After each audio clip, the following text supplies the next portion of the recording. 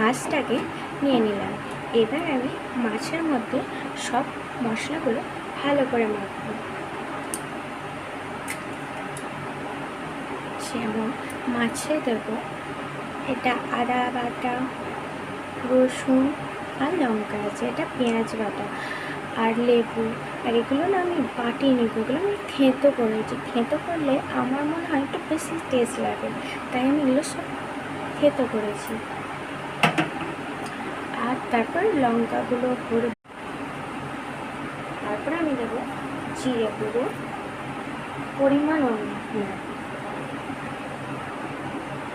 পরিমাণ অনুযায়ী সব কিছুই তোমাদের নিজস্ব মতো দিতে হবে, এখানে কোনো ব্যাপার নেই।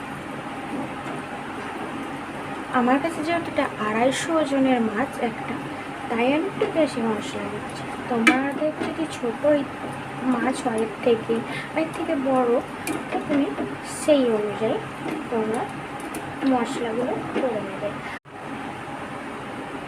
তো আমি আবার 10 মিনিট ঢাকা দিয়ে রাখার পর আবার চলে এসেছি। আমি এখানে একটু কর্নফ্লাওয়ার অ্যাড করবো, তাই আমি কর্নফ্লাওয়ার দিয়ে দিচ্ছি একটু এরই মশলার উপরে।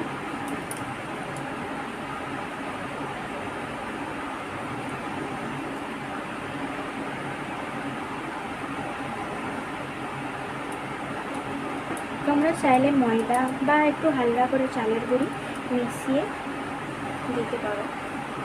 আমার মাছটা ছাড়তে সত্যি কথা বলতে আমার খুবই ভয় করছিল, তাই আমি এই খুন্তিটা করে মাছটা ছাড়বো।